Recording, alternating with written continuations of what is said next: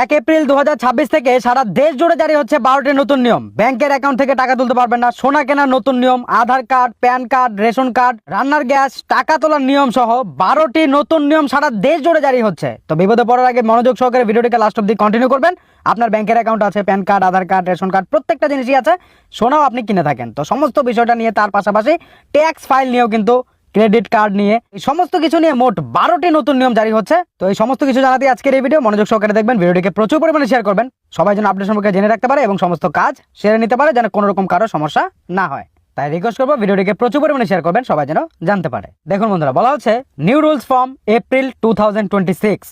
Pan card, সোনা কেনার নিয়ম, ব্যাংকের অ্যাকাউন্ট, ব্যাংকে টাকা তোলা, আধার কার্ড, রেশন কার্ড, পেট্রোল থেকে এচআরএ ট্যাক্স 1 এপ্রিল থেকে 10টিরও বেশি নতুন নিয়ম কি প্রভাব পড়বে পকেটে।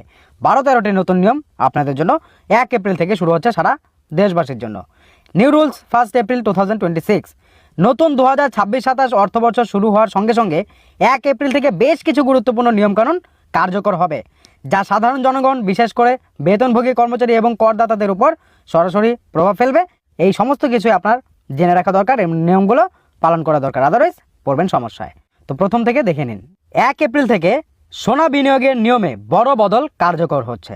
সেকেন্ডারি মার্কেট থেকে কেনা, মানে সেকেন্ডারি মার্কেটে কেনা সভেরিং গোল্ড বন্ড স্কিম, এসজিবি যেটাকে বলা হয়, ম্যাচুরিটির সময় ক্যাপিটাল গেইন ট্যাক্সের আওতায় আসতে পারে। ভারতে সোনার উপর কর ছাড় নিয়ে বড় পরিবর্তন আসতে চলেছে। সভেরিং গোল্ড বন্ড স্কিম, যেটা শর্ট ফর্ম এসজিবি, এর অধীনে সেকেন্ডারি মার্কেট থেকে সোনা কেনার নিয়মে বদলানো হচ্ছে। নিয়মটি ম্যাচুরিটি সম্পূর্ণ হওয়ার পর এসজিবির আওতায় সেকেন্ডারি মার্কেটে সোনা কেনাবেচা করলে এতদিন পর্যন্ত ক্যাপিটাল গেইনস ট্যাক্স দিতে হতো না, কিন্তু এখন সেই কর ছাড়ের সুবিধা তুলে নেওয়া হচ্ছে। এখন আপনাকে ক্যাপিটাল গেইন ট্যাক্স দিতে হবে। তো এই নিয়ে যদি ডিটেলে ভিডিও চান কমেন্ট করবেন, আপনাদের জন্য একটা ডেডিকেটেড ভিডিও চলে আসবে। তবে এখানে ফ্যাসিলিটিও রয়েছে যে আপনাকে ক্যাপিটাল গেইন ট্যাক্স দিতেও হবে না, তো সেটাও কিন্তু রয়েছে। যদি ডিটেলে জানতে চান কমেন্ট করুন, ভিডিও চলে আসবে। এবার প্যান কার্ড প্রত্যেকের কাছেই আছে। প্যান কার্ডের নিয়মকানুন আরও কঠোর হবে। এখন থেকে প্যান কার্ড পেতে শুধু আধার কার্ডেই যথেষ্ট হবে না। 1 এপ্রিল 2026 থেকে নতুন প্যান কার্ড বা সংশোধনের জন্য অতিরিক্ত নথিপত্রের প্রয়োজন হবে। এর ফলে প্রক্রিয়াটি আগের চেয়ে আরও বেশি সুরক্ষিত হবে। বুঝতে পারছেন? শুধুমাত্র আধার কার্ড দিয়ে যে আপনি প্যান কার্ড বানাতে পারবেন এটা আর হবে না। এখন থেকে আরও অন্যান্য ডকুমেন্টও আপনাকে দেখাতে হবে বা দিতে হবে, আদারওয়াইজ প্যান কার্ড বানাতে পারবেন না। আর 10 বছরের পুরনো আধার কার্ড আপডেট না রাখা unique identification authority of India বারবার সতর্ক করছে যে যাদের আধার কার্ডের বয়স 10 বছরের বেশি পুরনো হয়ে গেছে এবং এই সময়ের মধ্যে একবারও আপডেট করা হয়নি, তাদের পরিচয় এবং ঠিকানা প্রমাণপত্র পুনরায় আপলোড করা জরুরি। অনেক ক্ষেত্রে পুরনো ও অস্পষ্ট তথ্যের কারণে ব্যাংক ভেরিফিকেশন ব্যর্থ হয়। এর ফলে অনলাইনে লেনদেন করার সময় বা সরকারি ভর্তুকি পাওয়ার ক্ষেত্রে সমস্যা তৈরি হতে পারে। এমনকি অবহেলার কারণে অ্যাকাউন্টটি নিষ্ক্রিয় হয়ে যাওয়ার ঝুঁকি থাকে। তো এক্ষেত্রে আপনার আধার কার্ডটিও যদি 10 বছর বেশি হয়ে গেছে তাহলে অবশ্যই আপনিও কিন্তু ঠিকানার প্রমাণ আর পরিচয় প্রমাণ আপলোড করে দেবেন। সেটা বিনামূল্যেই হয়, আপনারা সরাসরি নিজের ফোন থেকেই করতে পারবেন। এই কাজটা যদি এখনও না করেছেন অবশ্যই করে নেবেন, আদারওয়াইজ আপনার আধার কার্ডটি এবং আপনার গুরুত্বপূর্ণ কাজও বন্ধ হয়ে যেতে পারে। তো আপনার করা আছে অবশ্যই কমেন্ট বক্সে কমেন্ট করে জানাবেন। এবার এচআরএ ক্লেমের জন্য নতুন শর্তাবলী। বাড়ি ভাড়ার ভাতা পাওয়া কর্মচারীদের জন্য নিয়মকানুন আরও কঠোর করা হয়েছে। বছরে 1 লক্ষ টাকার বেশি ভাড়া দেন এমন প্রত্যেককে বাড়িওয়ালার প্যান নম্বর দিতে হবে। বাড়িওয়ালা পরিবারের সদস্য কিনা তাও তাদের জানাতে হবে। এই কাজটি করার জন্য নতুন একটি ফর্ম পূরণ করতে হবে। এর উদ্দেশ্য হলো প্রতারণামূলক ক্লেম প্রতিরোধ করা। বুঝতে পারছেন? তো এই কারণে এখন থেকে তাদেরকে প্যান কার্ড দিতে হবে। এবার ব্যাংকের account. Bank account KYC update করে রাখতে হবে গ্রাহকদের। ব্যাংকে আধার লিঙ্ক ও প্যান কার্ড দিয়ে রাখতে হবে। প্যান কার্ড না জমা করলে 50,000 টাকার বেশি লেনদেন করতে পারবেন না, ব্যাংক থেকে টাকা তুলতে পারবেন না ও অন্যান্য সমস্যাও হতে পারে। আর এর পাশাপাশি যাদের প্যান কার্ড নিষ্ক্রিয় হয়ে গেছে, যারা প্যান কার্ডের সঙ্গে আধার কার্ড লিঙ্ক করেননি, তাদের কিন্তু ব্যাংকের অ্যাকাউন্টে আরও বেশি সমস্যা হবে। এর পাশাপাশি প্যান কার্ডটা যদি নিষ্ক্রিয় হয়ে যায় তাহলে তো সমস্যা হবেই হবে।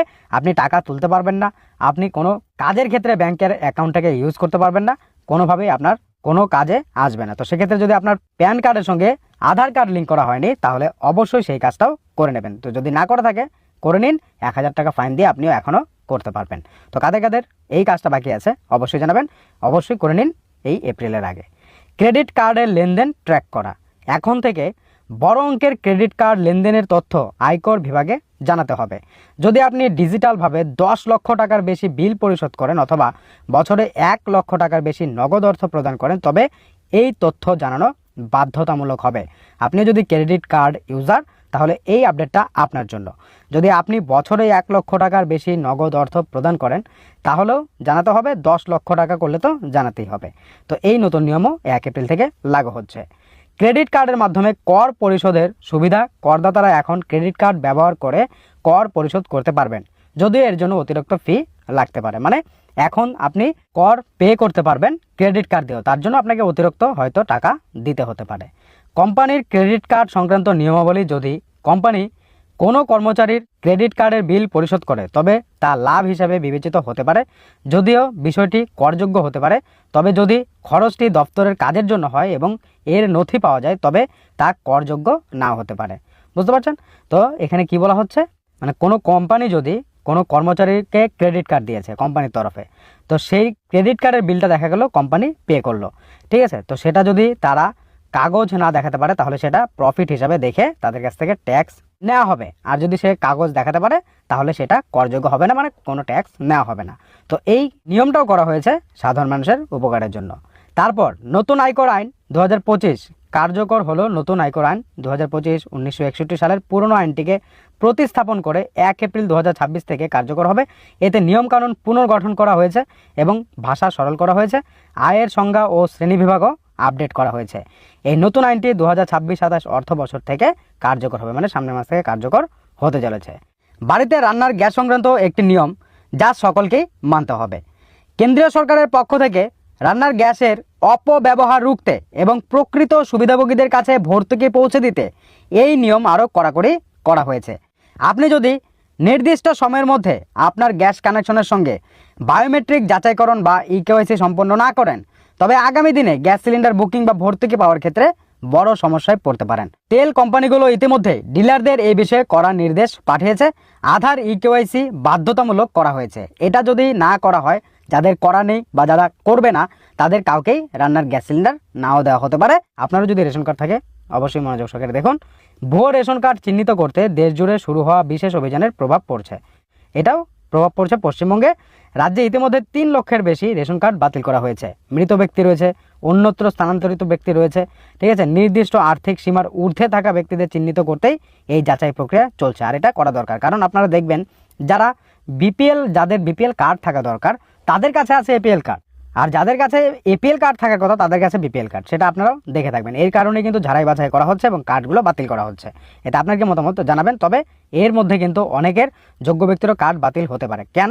দেখুন, রেশন কার্ডে কেওয়াইসি না করা থাকলে জীবিত ব্যক্তিরও রেশন কার্ডও বাতিল হয়ে যেতে পারে। তো সেক্ষেত্রে যদি আপনারও রেশন কার্ডে বায়োমেট্রিক দেওয়া নেই বা কেওয়াইসি করা নেই তাহলে সেটা অবশ্যই করে নেবেন। আদারওয়াইজ আপনার রেশন কার্ডটাও এই যে ঝাড়াই বাছাই হচ্ছে এতে বাতিল হয়ে যেতে পারে। পরে আপনি করতে পারবেন কিন্তু আপনার অনেক দৌড়াদৌড়ি করতে হবে। বুঝতে পারছেন? তো ভিডিওটিকে শেয়ার করবেন, সবাই যেন জানতে পারে। এরপর ফাস্ট্যাগ বার্ষিক পাস ব্যয়বহুল হয়ে উঠছে। 2026-27 অর্থবর্ষের জন্য ফাস্ট্যাগ বার্ষিক পাসের ফি বাড়ানো হয়েছে। এটি 3000 টাকা থেকে বাড়িয়ে 3075 টাকা করা হয়েছে। এই ফি শুধুমাত্র বৈধ ফাস্ট্যাগ যুক্ত অবাণিজ্যিক যানবাহনের ক্ষেত্রে প্রযোজ্য হবে। পেট্রোলের সঙ্গে ইথানল মেশানো প্রয়োজন এখন থেকে সারা দেশে। পেট্রোলের সঙ্গে 20% ইথানল মেশানো বাধ্যতামূলক হবে। এর ফলে দূষণ কমবে এবং জ্বালানির ক্ষেত্রে আত্মনির্ভরশীলতা বাড়াবে। বুঝতে পারছেন? তো এখানে পেট্রোলের সঙ্গে এখনও তো মেশায়, কিন্তু এখন 20% ইথানল মেশানো বাধ্যতামূলক, সেটা মেশাতেই হবে। ঠিক আছে? দূষণ কমানোর থেকে শুরু করে জ্বালানির ক্ষেত্রে আত্মনির্ভরশীলতা বাড়ানোর জন্যই এই নতুন নিয়ম লাগু হচ্ছে। তো এই ছিল আপনাদের জন্য 12 থেকে 13টি গুরুত্বপূর্ণ আপডেট, যার নিয়মগুলো আপনাদের সঙ্গে শেয়ার করা দরকার। অবশ্যই ভিডিওটিকে শেয়ার করবেন, আপনার মতামত জানাবেন। আর 1 তারিখ আরও আপডেট আসবে, আমরা আপনাদেরকে আরও ভিডিওর মাধ্যমে জানিয়ে দেবো। যখনই সেই আপডেটটা পেতে অবশ্যই ভিডিওটিকে শেয়ার করবেন, আপনার মতামত